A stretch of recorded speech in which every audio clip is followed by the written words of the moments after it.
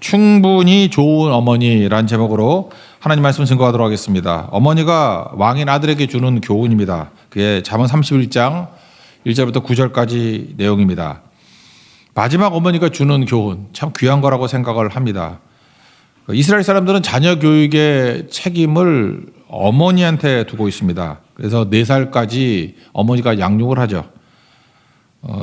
4살이라는 의미가 뭐냐 하면은 아이가 자의식이 생기기 이전에 어머니 교육이 중요하다는 거예요. 그리고 아이가 거부할 수 없을 때, 우리 미운 4살 그러지 않나요? 미운 7살인가? 하여튼 4살부터 말 되게 안 듣습니다. 그러니까 거부하기 전에 말씀이 들어가야 되고, 4살 되기 전까지는 100% 엄마만 의지하잖아요. 그때의 신앙의 기초를 닦아주는 거 어머니가 해야 된다. 그래서 박윤선 박사가 쓴 주석을 보면은 어머니를, 요 부분을 어머니 선지자라고 불렀습니다. 어머니는 선지자라는 거예요. 아버지는 제사장이고. 그러니까 어머니는 말씀을 증거하는 선지자가 돼야 된다. 이렇게 얘기를 합니다. 그래서 이스라엘 사람들은 어머니가 유대인이고 아버지가 이방인이면 그 자녀들은 유대인으로 친다는 거예요. 우리는 아버지가 유대인이고 어머니가 이방인이면은 유대인을 칠 것 같죠. 그렇지 않다라는 거예요. 이유가 무엇입니까? 4살 이전에 아이의 신앙에 뿌리를 내리는 것은 어머니 책임이라는 거예요. 그래서 4살 의미가 뭐냐? 4살 되기 전까지 어머니가 아이에게 신앙 교육을 해야 된다. 그걸 말해주고 있다는 것입니다. 그 도널드 위니콧이라는 그 정신분석학자가 썼던 개념인데, 충분히 좋은 어머니, 그 good enough mother라는 거, 완벽하지 않다는 거예요, 엄마가. 그렇지만 현실적인 기준을 제시하는 어머니가 돼야 된다. 가르침이 있어야 된다. 뭐 이런 식의 그 뭐 교육학 책 그런 것도 있습니다. 나중에 설명해 드릴게요. 첫 번째는 뭐냐면 어머니 선지자가 되라. 그런 얘기입니다. 1절 읽겠습니다. 시작. 르우엘 왕이 말씀하는 바 곧 그의 어머니가 그를 훈계한 자머니라. 왕인 아들에게 훈계한 거죠. 그 르우엘 왕이 누구죠? 유다의 남쪽 유다의 왕이 20명이었는데 없어요. 북쪽 이스라엘에도 19명의 왕이 있는데 없어요. 그 누구죠? 이방에도 르우엘은 없습니다. 그래서 르우엘은 이렇게 생각을 합니다. 솔로몬이 어렸을 때 어머니가 불러주던 이름이에요. 솔로몬에게는 총 이름이 3가지가 있거든요. 첫 번째는 아버지가 붙여준 겁니다. 그게 솔로몬이에요. 히브리 말로 하면 솔로몬, N이 안 붙고 솔로모예요. 솔로모. 근데 하여튼 미국 애들이 영국 애들인지 잘못 알아들어가지고 N을 집어넣어서 솔로몬이 된 거라고. 원래는 솔로모. 전쟁을 많이 겪었지, 다윗이. 그래서 평화를 원했습니다. 그래서 아이 이름을 평화라고 하는 샬롬. 그 샬롬하고 솔로모하고 자음은 똑같아요. 이스라엘 사람들은 모음이 없다 그랬죠. 그냥 자음 보고 반영적으로 부르는 거라고. 그래서 샬롬하고 솔로모하고는 똑같은 거라고요. 그래서 아버지가 전쟁이 지긋지긋하고 하도 전쟁을 많이 해가지고 성전도 못 짓게 하고 막 그랬잖아요. 그래서 너는 평화가 되라, 샬롬이 되라. 그래서 솔로모, 우리 집으로 말하면 솔로몬이 됐다는 것입니다. 그리고 두 번째 이름이 여디디아인데, 여디디아는 하나님이 지으신 이름입니다. 엄마가 누군지 알죠? 밧세바잖아요. 밧세바 다윗과의 사이에서 태어난 그 아이는 죽었죠. 그러고 난 다음에 뭐 굉장히 기도를 많이 했던 것 같아, 밧세바 엄마가. 그래서 하나님, 범죄했습니다. 회개합니다.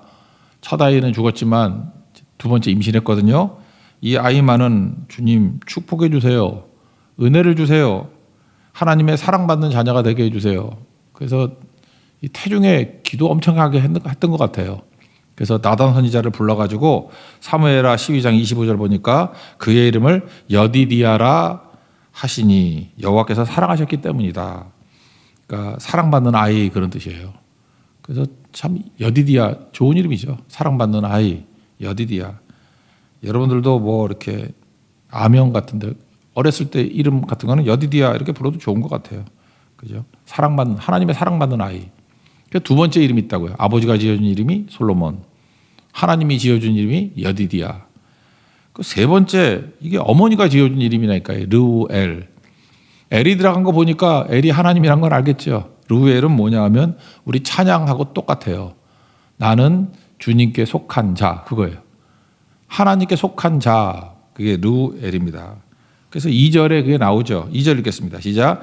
내 아들아 내가 무엇을 말하랴. 내 태에서 난 아들아 내가 무엇을 말하랴. 서원대로 얻은 아들아 내가 무엇을 말하랴. 뭐 할 말 많다. 그런데 할 말이 어디에 축약이 되어 있냐면 서원대로 이거죠.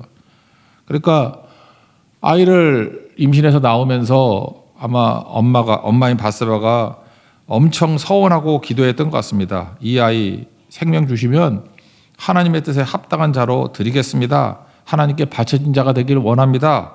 하나님께 속한 사람으로 만들겠습니다. 그래서 하나님께 바쳐졌다 그런 뜻도 돼요. 하나님께 속한 자입니다.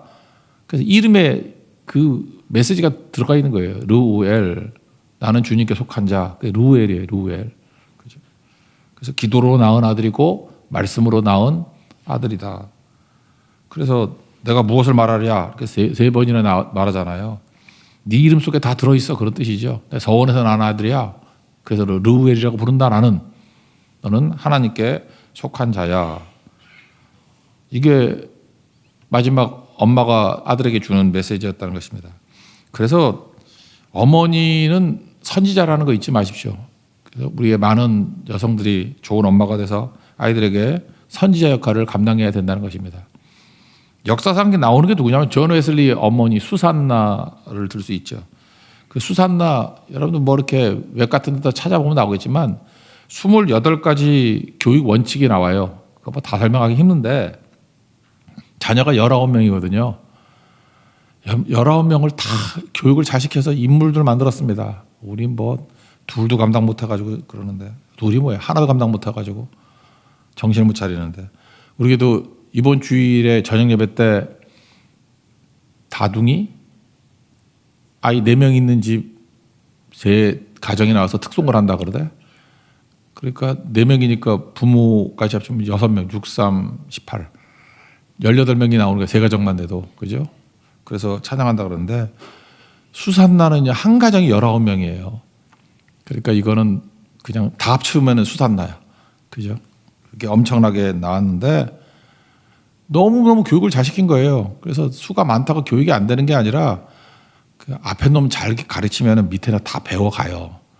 그죠? 그 옛말이 맞다고. 그 28가지 다 하기 힘든데 제가 인상적인 몇 가지만 뽑아오면은 간식 절대 안 준다. 살쪄요. 3끼만 딱 준다. 그 다음에 8시에 취침한다. 일찍 자야 키가 큽니다. 그래서 이 집 애들 다 컸대요. 여기 나와요. 기록에. 키 큰다는 거예요. 잘 보면요. 그 밤에 안 자고 게임하는 애들이 키가 작아. 이미 작은 사람 할 수 없지만 잘 보라니까. 우리 교회에서도 보면은 맨날 게임만 하고 있어. 안 자라 애가. 계속 휴대폰 들고 맨날 이거만 치고 있어. 그리고 어디 갔나 그러면 예배 시간에도 막 뻗어 자는 애들이 있어. 쭉쭉 자라요. 이번에 그 이수연 목사님 아들 웅찬이 같은 애 내가 겨울에 고성성에 봤을 때하고 지금 25cm가 컸어요. 그때 꼬마에 이러는데 지금 25cm가 컸어. 6개월 콩나물인가? 25cm면 어떻게 크는 거예요? 막 커요, 막. 제 처남도 그랬어요. 처남도 대학교 들어갈 때 1번, 2번 그랬거든요. 고등학교 때까지. 내 기억이 70도 안 됐던 것 같은데 저보다 커요. 185가 됐어. 대학교 때 또 15cm 크는 애가 있더라고. 그러니까 특징이 뭐냐. 그때 엎어져 자면 돼. 공부 안 하고 자면 그냥 막 커요. 근데 이 집이 이거 철저히 했다는 것입니다. 그리고 또 하나는 말하기 시작하면 기도부터 가르친다. 이게 수산나 원칙이었고요. 가정예배 드린다가 아니라 가정예배 때 떠들면 죽는다예요. 그러니까 절대 정숙. 그러니까 지금도 우리 교육시기 때 애들 막 예배 시간에 뛰어다니고 이러면은 저거대로는 수산난 아니에요. 그거 죽여놔야죠. 이 집안은 예배에 있어서는 철저했던 거, 그거 훈련시켰습니다. 그리고 때 쓸 때는 아무것도 주지 않는다. 그러니까 요청을 해야 되는 거지 때 쓰는 거를 받아주지 않는다. 그리고 잘못을 고백하면 무조건 용서한다. 그러나 고백하지 않으면 반드시 처벌한다. 그리고 아이에게 약속한 것은 반드시 지킨다. 소금 언약이죠. 반드시 지켜준다. 뭐 이런 얘기들입니다. 그 수산나는요, 탕안청에서 가난한 광부를 돌보는 가난한 목사의 사모예요. 그러니까 목사 이런 거죠. 여러 명의 아이를 잘 키웠고 돈이 너무 없으니까 학교를 못 보냈어요. 그래서 홈스쿨링 했죠. 그래서 엄격한 가정에서 아이들 교육도 시키고 신앙 교육도 시키고 그랬다는 것입니다. 거기다가 또 아이들 데리고 뭘 했냐 하면은 감옥 전도, 병원 전도, 양로원 항상 신방하면서 전도했대요. 이거 보면은 우리 교회에서 하는 예배, 기도, 선교송 그대로죠. 가정 예배 매일 드리니 뭐 예배 중심은 뭐 그냥 배운 거고 예배 때 떠들면 죽는다니까. 예배, 기도 말하기 시작하면 기도부터 가르친대요. 그리고 현장이잖아요. 감옥 선교 갔다 감옥에 들어가서 전도하고 병원 전도하고 양로원 가서 전도하고. 그러니 인물이 안 나오냐고. 여기 아이들 다 여기서 나온 거예요. 그러니까 찰스 웨슬리 얘기가 이거예요. 감옥에 갔더니 너무 분위기가 삭막하더라는 거예요. 이때 노래를 부르면 좋을 것 같은데 그래서 막 작곡을 한 거예요. 작사. 그래서 찬송가의 아버지가 된 거 아니에요. 찰스 웨슬리. 존 웨슬리는 야 그거 뭐 노래만 부르면 뭐하냐. 말씀을 증거해야지. 그래서 거기서 말씀 전하다가 감리교 창시자 된 거 아니에요. 말씀 증거자가 되고. 그 집안이 다 그런 거라고요. 그러니까 아이들 교육은 뭘 공부가 아니라 필요한 곳에 들어가면 야 이게 부족하구나라고 하면 그거를 자기가 채워야지. 그게 부르심이라고요. 그래서 이걸로 인재가 다 나왔다는 것입니다. 지금은 뭐 돈은 돈대로 들이면서 아이들 팔푼이를 키우고 그러지 않습니까? 예배, 기도, 선교 현장에 가는 것보다 더 좋은 교육은 없다는 거예요. 수산나 얘기입니다. 그죠? 이게 가정부터 시작이 됐다. 그리고 또 한 가지 중요한 거는 아이들을 부를 때 항상 여러 명한테 이거 복창하고 재웠대요. 너는 누구지? 1번부터. 너는 누구지? 그러면 예, 저는 하나님의 위대한 아들 웨슬리입니다. 그죠? 존 웨슬리입니다. 뭐 존입니다. 이렇게 얘기하고. 또 너는 누구지? 하나님의 위대한 아들 찰스 웨슬리입니다. 이렇게 1번부터 쭉 불렀대요. 근데 둘밖에 이름 몰라요. 딴 사람 뭐 불렀겠지 뭐라고. 그렇게 했대요. 여러분도 교육이 하나님 앞에서의 위대한 아들이라는 인식을 갖는 하나님의 자녀 인식을 갖는 이 고백. 이게 교육 다예요. 그랬더니 인물이 나오더라는 것이에요. 시대를 바꾸고 뭐 이건 가정만이 아니라 한 시대를 바꿨죠. 영국을 바꿀 정도가 아니라 존 웨슬리 때문에 산업혁명의 위기 가운데 영국이 깨지지 않고 뭐 일어섰다 그런 얘기 있잖아요. 그러니까 이건 한 가정의 부흥이 아니라 나라를 건지는 일이었다고요. 여러분 가정에도 이런 인물들이 나오는 하나님의 거룩한 종 되기를 바랍니다. 그럼 뭘 가르쳤냐 하면은 세 가지 가르쳤어요. 3절이죠. 내 힘을 여자에게 쓰지 말라. 그러니까 뭐 찌질하게 일탈하지 말라 그런 거겠죠. 그 다음에 왕들을 멸망시킨 일을 하지 말라. 정복전쟁 하지 말라는 거죠. 왕들 되면 정복전쟁 하지 않습니까? 여러분 그 시스템이 이런 거잖아요. 여러분 역사를 보면요. 이 과잉 생산이 무서운 거라고. 과잉 생산을 하면은 두 가지 중에 하나예요. 식민지를 얻든지 전쟁을 하든지. 지금 중국이 과잉 생산을 하잖아요. 그죠? 그래서 여러분들이 이게 테무라든지 알리라든지 이런 걸 통해서 뭐 엄청 싸게 사잖아요. 이제 그거 미국은 안 사겠다고 자르고 막 이러잖아요. 이게 항상 조짐이 안 좋은 거라고. 과잉 생산이 되놓으면은 그냥 가만히 있어도 망해 거기.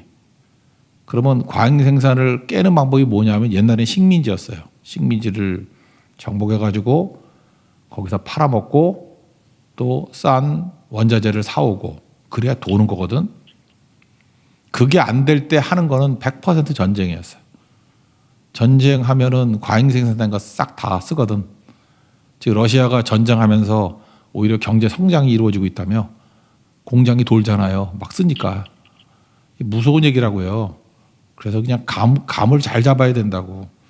세상은 그래요. 세상은. 그래서 왕은 힘이 있다 그러면 전쟁을 일으켜야 돼요. 남의 걸 뺏어야 된다고. 그래야 경제가 돌아요.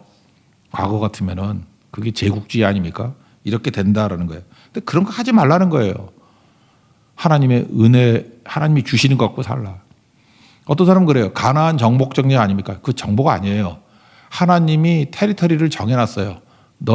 내가 너에게 주는 가나안은 여기서부터 여기까지, 유프라테스부터 가나안 땅까지 거기에요. 그죠? 그게 내가 너에게 준 땅이다. 이스라엘은 그거 넘어서서 갖겠다 그러면은 탐욕이라고. 하나님이 주신 땅을 가져야 돼요. 하나님이 주시지 않은 땅을 갖겠다고 했던 게 요단 동편에 있는 두 지파 반이라고. 결국은 저주받죠. 없어져 버리잖아요. 그걸 탐욕이라고 얘기한다고. 탐욕이라고. 하나님께서도 우리에게 내게 줄로 재어진 구역이 있어요. 내게 주신 게 있다고. 주신 거를 잘 누리고 충성하면 거기서 하나님의 뜻이 다 이루어지게 되는데, 꼭 마귀는 어떤 생각을 주게 만드느냐 하면 하나님이 내게 주신 거에는 관심을 안 갖고 내 힘을 가지고 뺏겠다든지 더 갖겠다든지 뭐 이런다고요. 나봇의 포도원 사건도 그거 아니에요. 하나님이 그 자손들에게 주신 땅이잖아요. 내게 주신 땅. 탐욕 갖고 뺐으니까 그걸로 죽잖아요. 피 흘려서 개가 핥아먹잖아요. 그게 뭐예요? 탐욕으로 사느냐 부르심으로 사느냐. 선택이죠. 선택. 내 선택. 선택은 욕심이거든. 그래서 우리가 뭘 깨달아야 되지만 하나님이 내게 약속하신 거 주시는 것들을 명확히 알고 누리면은 여러분 최고의 인생을 살게 된다는 것입니다. 그러므로 힘 있는 거 여자에게 쓰지 말고 이런 일탈행위 하지 말고 왕들을 멸망시키는 일, 이 탐욕이거든요. 이런 거 하지 말라. 그런 거죠. 그리고 술 마시지 말라. 4절 5절 보니까 루에라 포도주를 마는 것이 왕에게 마땅하지 않다. 그러면서 15절 이유가 뭐냐. 술을 마시다가 법을 잊어버리고 그러니까 말씀을 잊어버린다는 거예요. 또 하나 모든 공고한 자들의 성소를 굳게 할까 두려우니라. 그러니까 재판하는 게 자기 사명 아니에요. 사명을 저버릴까 두렵다. 그러니까 제정신으로 할 수 있는 게 하나님 말씀이고 자기 부르심에 대한 사명을 이루는 거지 술에 취해가지고 이거 못한다 그런 얘기죠.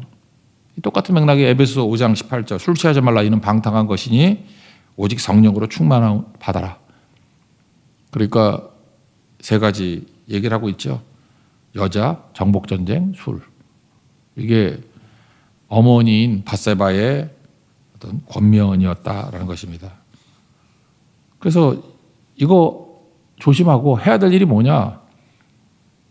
율법에 있는 큰 두 가지 틀이 있잖아요. 하나가 뭐예요? 억울한 자가 얻게 하라, 가난한 자가 얻게 하라.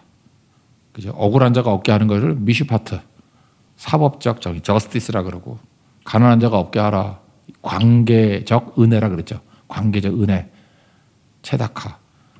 그게 8절과 9절이에요. 그거 두 개 읽읍시다. 시작. 너는 말 못하는 자의 모든 고독한 자의 송사를 위하여 입을 열지니라. 너는 입을 열어 공의로 재판하여 공고한 자와 궁핍한 자를 신원할지니라. 그러니까 억울한 자 얻게 하고 가난한 자 얻게 하라. 미시파트와 체다카 이거 흐르게 하라 그런 얘기죠. 근데 솔로몬이 이런 인생을 살았습니까? 일단 앞에 보세요. 뭐 여자 많이 얻지 말라 그랬더니 여자 너무 많이 얻었죠. 1000명. 아내가 1000명이잖아. 정복 사업 하지 말라 그랬더니 말 키우고 뭐 해가지고 정복 사업 엄청 했어요. 솔로몬이 망할지만 곤란한 거죠. 술을 마셨다는 얘기는 별로 없지만 뭐 쾌락에 빠졌다는 얘기 나오잖아. 쾌락에 술 빠지면 되겠나. 그러니까 솔로몬은 어머니가 아까도 얘기했죠. 노랄도 아까 그 정신분석학자 얘기했던 거. 근데 그대로 못 하잖아요. 그러니까 가르쳐도 할 수 있는 능력이 없다. 그래서 솔로몬이 아마 마지막 늙어서 돌아온 것 같아. 그래서 나는 어머니 교훈대로 살지도 못하고 살 능력도 없고 그 율법이죠. 진단은 했는데 치료가 안 됩니다. 살 능력이 없습니다. 그래서 성령의 감동 가운데 자기 얘기 아니에요. 왕인데 이상적인 왕. 누구겠습니까? 영원한 왕. 예수 우리 왕이었죠. 예수님을 바라보고 고백한 내용이 시편 72편이라고요. 그래서 여러분이 어떤 리더라든지 뭐 지금 왕이라 그러면 뭐라 해야 돼요? 뭐 총장이 됐든지 어떤 뭐 기관장이 됐든지 회장이 됐든지 아니면 대통령 내가 볼 때 대통령 앞에서 설교할 때 이런 거 설교해야 돼. 그죠? 72편의 이상적인 왕이 예수님인데 이 모습이 되길 원합니다. 이렇게 이 왕 순종하면서 따라가길 원합니다. 이게 너무 중요한 거죠. 그래서 시편 72편은 아이들에게 가르쳐 주십시오. 이상적인 하나님이 원하시는 왕의 모습은 이 모습이고 사실 이 모습은 예수님이라고. 그래서 이런 리더의 모습을 가져라. 그게 중요하다는 것입니다. 먼저 72편 한번 넘어가 봅시다. 거기 간단히 보면 1절, 2절 보면 하나님이여 판단력과 공의를 왕에게 달라 그랬죠. 그리고 2절 여기 나오잖아요. 공의로 재판하고 공정한 거죠. 공정한 거. 이게 뭐야? 미슈파트, 저스티스. 그 다음에 가난한 자를 정의로 재판을. 가난한 자 나오잖아요. 이게 체다카. 가난한 자 억울함 없게 하는 거. 두 가지가 이게 섞여 있는 거죠. 그리고 솔로몬의 이름이 뭐예요? 이렇게 제대로 하면은 하나님이 내게 주신 거 여자한테 힘쓰지 말고 하나님이 내게 주신 왕으로서의 힘을 이렇게 공의와 정의, 미슈파트와 체다카, 그러니까 공정하고 그 다음에 억울함 없게 만드는 거죠. 그 다음에 가난한 자 없게 만드는 은혜를 흘려보내고 그런데 힘을 쓰면 평강이 임하겠죠. 네 이름이 샬롬 아니냐? 솔로모. 평강이 임한다는 게 나오죠. 3절. 의로 말미암아 산들이 백성에게 평강을 주며 작은 산들도 그리하리로다. 뭐 큰 산, 작은 산 이게 무슨 얘기예요? 곳곳마다 평강이 임한다. 평강이 뭐예요? 기능을 다하다 그런 거예요. 제 기능을 다하게 될 것이다.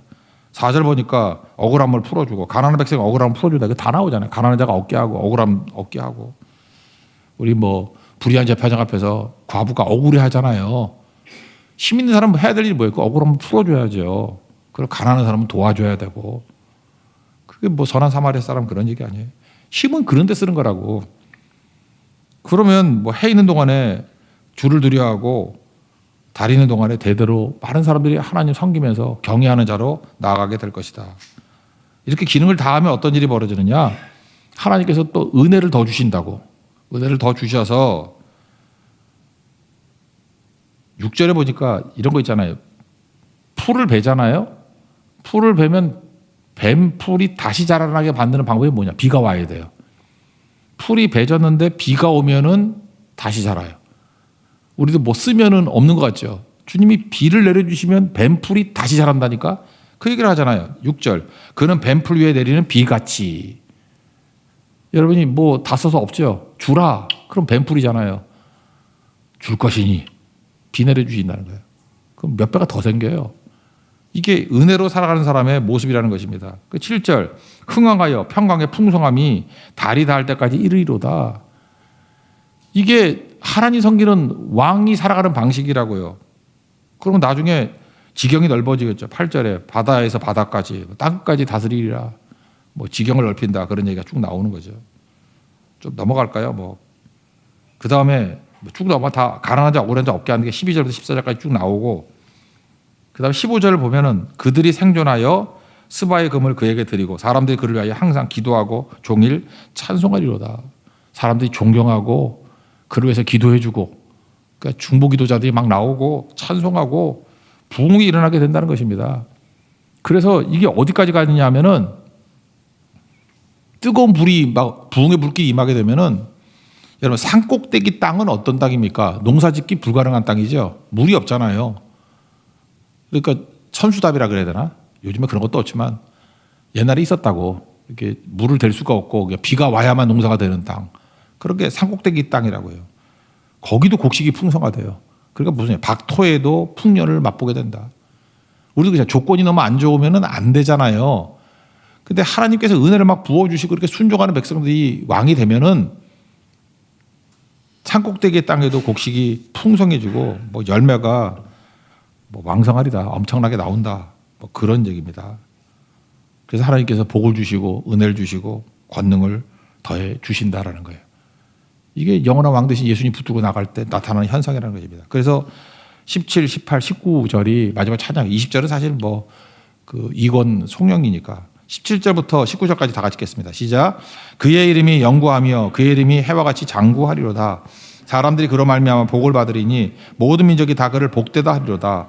홀로 기이한 일들 행하시는 여호와 하나님 곧 이스라엘 하나님을 찬송하며 그 영화로운 이름을 영원히 찬송할지어다. 온 땅에 그의 영광이 충만할지어다. 아멘 아멘. 사실 이 그의 이름이 누구겠어요? 이분이 영원한 왕 되신 예수님이라고. 예수님이 오셔서 모든 것들을 살리시고 죽음의 세력에서 부활의 능력을 보여주시고 어둠이 있는 곳에 빛을 비춰주시고 넘어졌던 자를 일으켜 세워주시는 능력이 임하게 된다는 것입니다. 그래서 여러분들이 최고의 왕이 될 수 있는 길이 어디에 있느냐? 우리 영원한 왕 대신 예수님 붙들고 순종하고 나아가면, 그러니까 내가 죽고 예수가 살면 되는 거죠. 우리 왕 같은 제사장 아니에요. 그러면 이런 풍성한 모든 것들이 이루어지게 된다는 것입니다. 오늘도 여러분 하루 종일 시간이 되시면 묵상하십시오. 시편 72편 묵상하면서 이것이 우리 교회에 그대로 이루어지고 여러분 가정 가운데 그대로 이루어지고 여러분 삶 가운데 그대로 이루어지는 우리 승리를 맛보는 믿음의 종 되기를 축원합니다. 자리에서 일어나겠습니다. 굳게 닫힌 돌문을 열고 찬양하겠습니다.